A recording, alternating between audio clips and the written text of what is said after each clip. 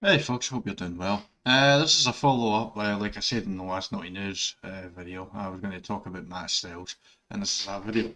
That last Naughty News probably should be the Let's Talk video. First off, I do want to clarify, I don't think Dead by Daylight is actually going to die.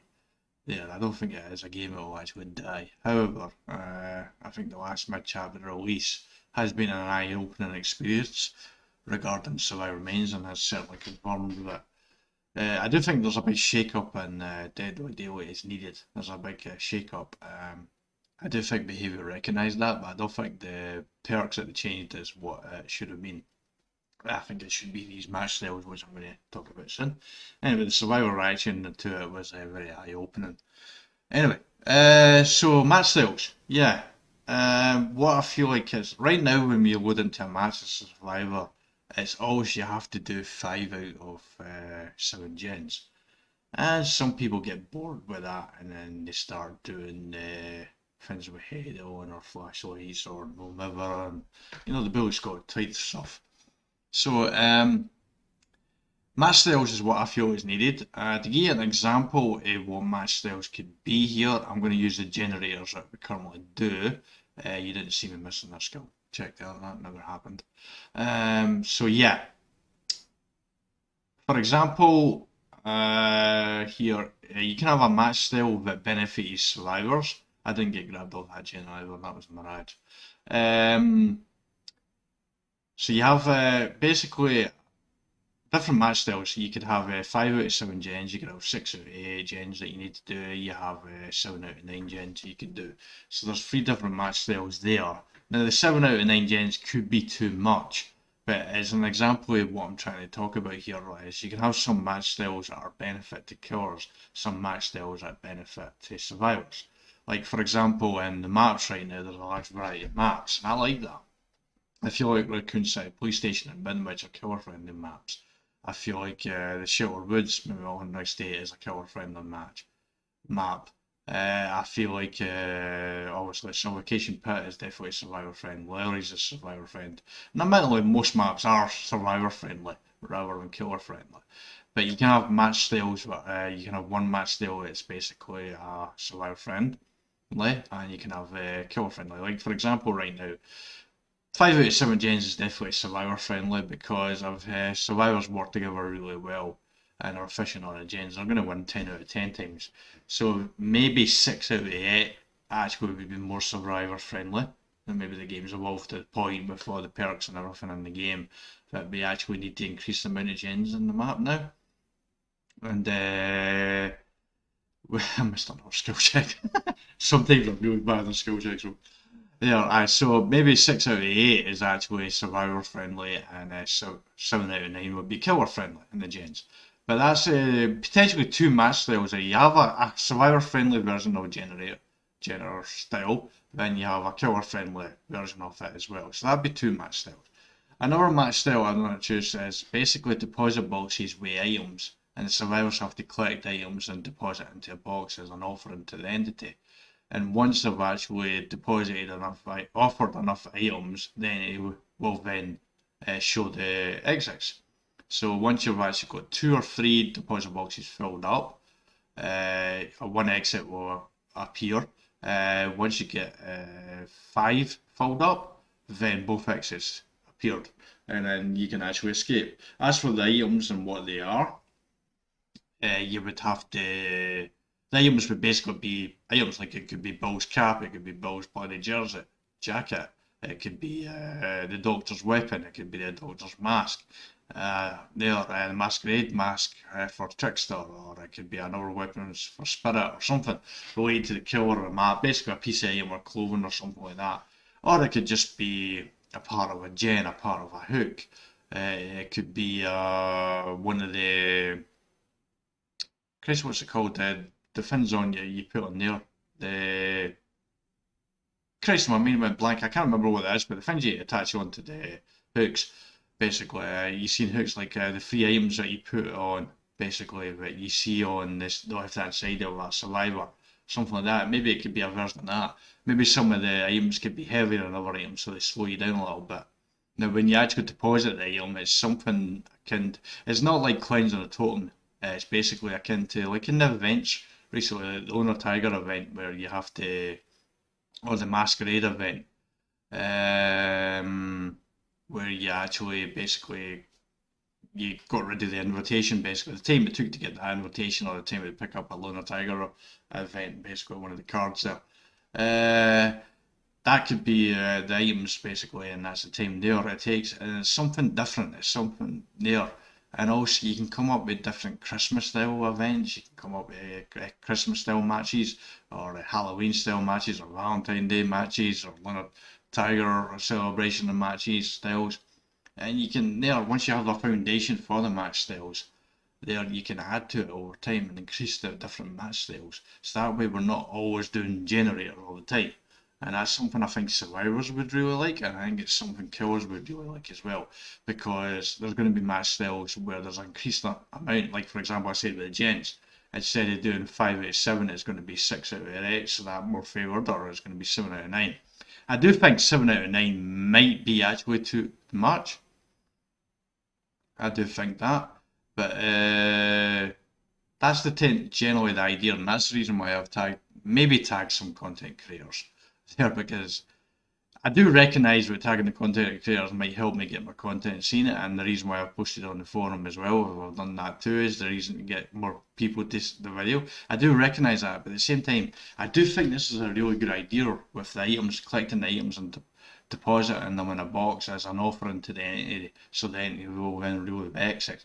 I do think that would actually be something different, and you can have like a killer friendly version of it, and you can have a survivor friendly version of it. So that would be 4 different match styles. Then you could have a 5th match style, which is a combination of the basically gens. Maybe you do have to do 2 out of 4 gens, right? Like items as well, so they can be different things like that. And from a coding perspective, from a programmer perspective, now I'm not familiar with Unreal Engine, but I am. Well, I have done dabbled in. I extensively used PHP and worked with them in the past, so I know about if-else statements, I know about functions, I know about variables. So from a program perspective, it would basically be a case of right now there'll be a function that loads the gens in the match, and how many gens there's going to be.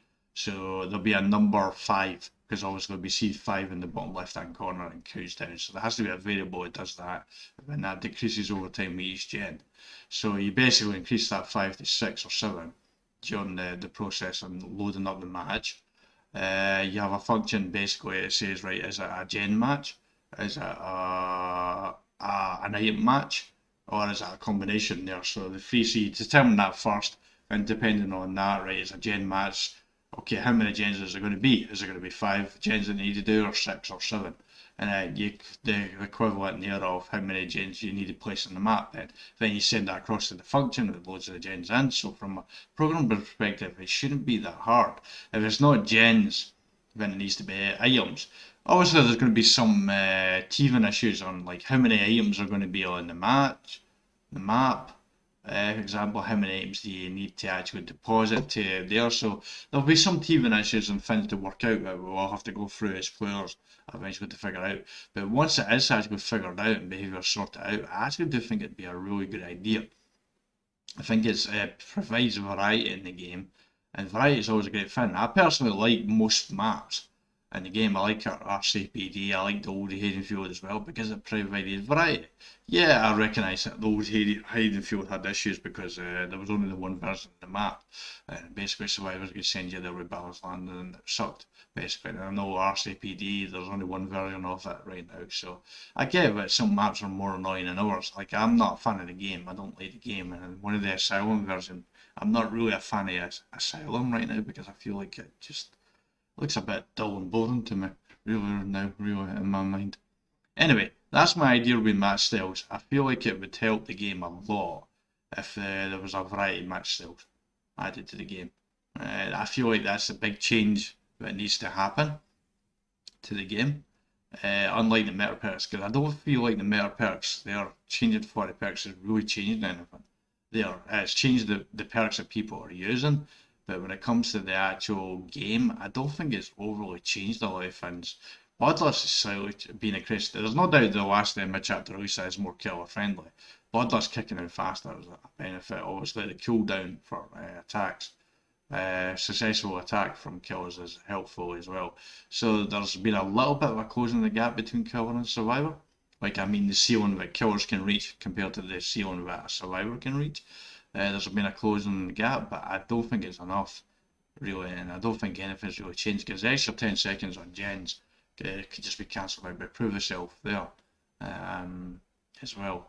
And for the most part, if survivors are efficient on gens and work together really well, they're going to escape 10 out of 10 times. That's just the difference here. So adding match styles is really going to be a benefit to the game. I think it would be popular with survivors too because it's something different for them that they have to do as well. So I think this is the idea, and I do recognise BHVR, or have recognised at least, that they needed to shake up the game.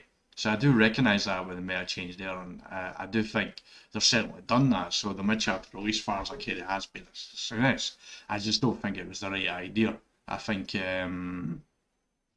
match styles at base kit level would actually be the right idea. The shake-up that this game really needs. Other little things as well. People have been saying that Swift has actually been is much more difficult now after the mid-chapter release. Solo survivor experience, the solo queue experience is much more difficult. That's always been difficult, and it's always going to be difficult because it's solo survivor. It's so much easier if you can communicate with your teammates. That's always going to be the case. That's not changed at all. As for the tunnel encamping being increased, tunnel encamping has always been a fun. Even before the mid-chapter release, it's always been a fun. So there's not really a difference to that. I really feel like the survivor mains who are trying to use the fact that survivor spheres has been tough and tunnel encamping as an excuse to try and get BHVR to reverse the mid-chapter release. That's what I think basically on that. Also, one other thing about the solo survivor experience, people have said that icons letting you know what your teammates are doing would close the gap with Swift, but actually it wouldn't, because the whole power of Swift is knowing exactly what generator you're on. Like, if these people here are Swift in this game, Meg can communicate with with our teammate, basically, who's down that I'm actually on this gen here. There, so it's a poor example right now because obviously I'm dead and our survivor's dead and she's just been hooked as well, so it's a poor example. But right now, but basically the fun here is in a Swift you can communicate. I'm on the gen in the shack, but if I'm playing survivor and I see being chased by the killer and I see a symbol saying that this Meg player is actually on a gen, but I don't know specifically where that gen is. I could run into the shack. Oh, sorry, Meg.